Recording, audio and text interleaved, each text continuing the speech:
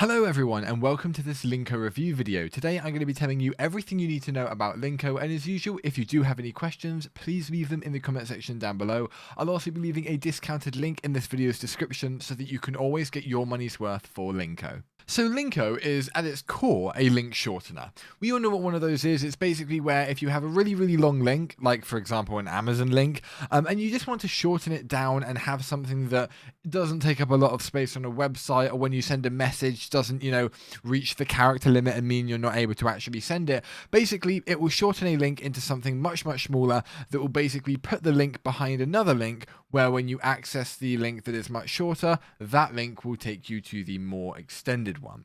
So this is our main page, as you can see. Now we have dashboards and statistics, we have the options for our links, we also have more options down here, for example extensions, integrations and things, and also our bin.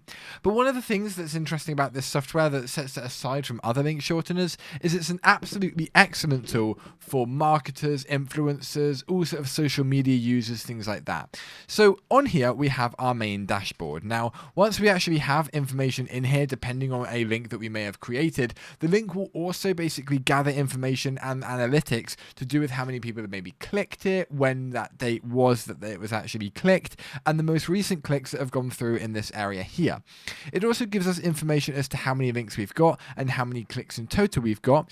We have the link shortener as we have it right here, and you can also adjust some settings which we'll go through in a minute, and then our list of links. And then under the statistics page we have the overall idea of what links were sort of selected, how many in determining in sort of a monthly basis.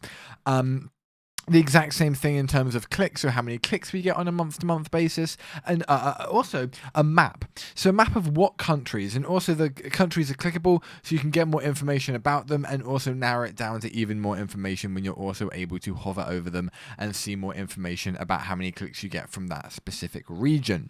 Now let's go ahead and create a link. So go into the dashboard, we go here, and we're going to find a link to an Amazon product, and we're just going to paste a really long link, and I'll be back when I found one. So here is a really long Amazon link. As you can see, basically it's a Bluetooth speaker that I've got ahead and found, and what I can do is then edit the settings of it. So we can choose whether it's a direct redirect, so it will just immediately go to that site, or we can make a redirection as well. So basically password protection means that you can restrict the access, so once you've sent somebody the link, they'll need to input a password to be taken to the correct site. You can also identify URLs on your account and also hide the referrer if you wanted to, but more or less if you go into the advanced settings, you can also add meta tags to it, but we don't need to do that. As you can see, those options are there if you want it. But when we go ahead, and if we did want to hit shorten, that would all go through for us, and then it will create the link, which will look really nice. Now I can't do that because we're using the trial version. However, the option will still be there for you, and then it will pop up in the My Links area. Now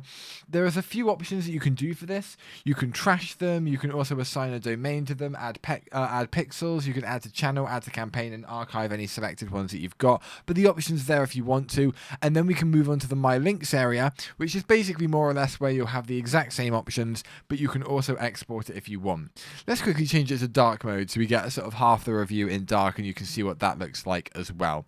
You also have archive links if you did archive any, and any links that have expired and will no longer actually move to the thing, that will also appear. Now you also have the option to add just an overall Chrome extension. So there's an extension for it here, you can add it to Chrome if you want to.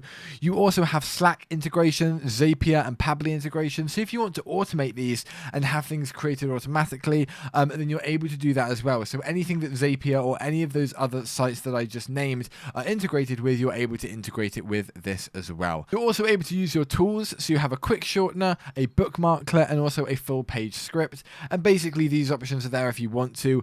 You can add them to your website or your browser or any sort of thing that you've got. And they also have obviously the JavaScript for it, and you can also add link shorteners to your own thing. Anything that you've also got, so you can use it to instantaneously shorten any site you're currently viewing, and it will automatically be saved to your account. So anything that you've got on your bookmark can do that. Quick shortener also works. You can also use that if you need to, and just use a very quick, and this is basically what the site will look like. It will look something like this, and if you want to shorten it quickly, you can paste in this and simply put the URL of the site there, and it will create it for you. And then a full page script as well, so you can shorten every URL on a specific specific website. And then finally, we have our bin. So anything that we've trashed will go in here. And what you can do is you can empty it. You also have the item name, you have the type of item, you have the date of which the item was trashed or removed on, and then any actions that you want to take. So you can either restore it if you wanted to and you want to actually keep the item that you've got, or you can just completely get rid of it. Notifications are also here, so any updates that you get, any information will appear here. At the moment, we just sort of have a welcome thing, and also we have a update information. So we're thrilled to announce that our new update has been released today with loads of new features, and you can then go ahead and click on the changelog if you wanted to.